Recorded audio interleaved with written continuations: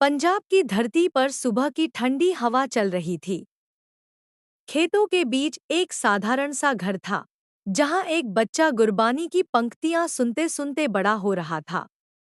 किसी ने नहीं सोचा था कि यही बच्चा आगे चलकर देश के इतिहास का सबसे विवादित नाम बन जाएगा। उसका नाम था जरनैल सिंह भिंडरांवाले। बीज बोया गया। बचपन में उसका जीवन सादगी से भरा था। खेती, अनुशासन और धर्म। किशोरावस्था में जब वह दामदमी टकसाल पहुंचा, तो शब्दों की ताकत से उसका परिचय हुआ। गुरबानी के अर्थ, जीवन के नियम और नैतिकता, इन सबने उसके भीतर एक आग जलाई। यह आग दूसरों को बदलने की नहीं, पहले खुद को सुधारने की थी। आवाज बनी पहचान। समय के साथ उसकी वाणी तेज और साफ होती गई।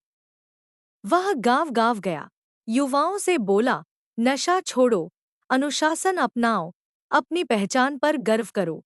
लोग सुनते थे, क्योंकि वह वही कहता था जो वे अपने भीतर महसूस करते थे।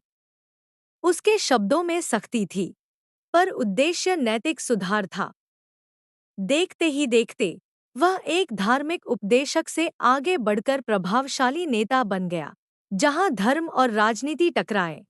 पंजाब उन दिनों बेचैन था। राजनीति अपने रास्ते खोज रही थी और धर्म लोगों को जोड़ने की कोशिश कर रहा था।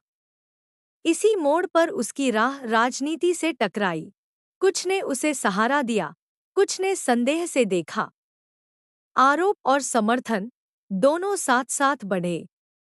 वह खुद कहता रहा कि वह सिख मर्यादा की बात करता है। सरकार का कहना था कि हालात हिंसा की ओर जा रहे हैं। सच्चाई इन दोनों के बीच कहीं उलझती चली गई। पवित्र स्थान, भारी सन्नाटा। अमृतसर के स्वर्ण मंदिर परिसर में उसका ठिकाना बनना कई सवालों का कारण बना। समर्थकों के लिए यह आस्था का केंद्र था, विरोधियों के लिए बढ़ता खतरा। दिन गुजरते गए, तनाव गहराता गया। बातचीत की जगह अविश्वास ने ले ली। और फिर वह सुबह आई, जिसने इतिहास की धारा मोड़ दी। एक कार्रवाई, कई जख्म। जून 1984, सेना की कार्रवाई हुई। गोलियों की आवाजें, धुएं के बादल और पवित्र परिसर में बिखरा सन्नाटा। उसी उथल-पुथल में भिंडरांवाले की मृत्यु हुई। कैसे, कब, किस हालात में? इन सवालों के जवाब अलग-अलग कहानियों में बंट गए। मृत्यु के बाद भी जारी कहानी, उसके जाने के बाद भी बहस थमी नहीं। कुछ के लिए वह शहीद बना, कुछ के लिए उग्रवाद का प्रतीक। तस्वीरें लगी, नारे गूंजे, और इतिहास की किताबों में एक अध्याय स्थायी हो गया। वह इंसान चला गया, पर उसका दौर, उसकी कहानी आज भी लोगों को सोचने पर मजबूर करती है। कहानी का अर्थ, यह कहानी न महिमा मंडन है, न निंदा।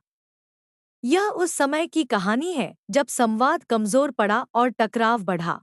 यह याद दिलाती है कि धर्म, राजनीति और समाज, तीनों का संतुलन टूटे तो कीमत आम लोग चुकाते हैं।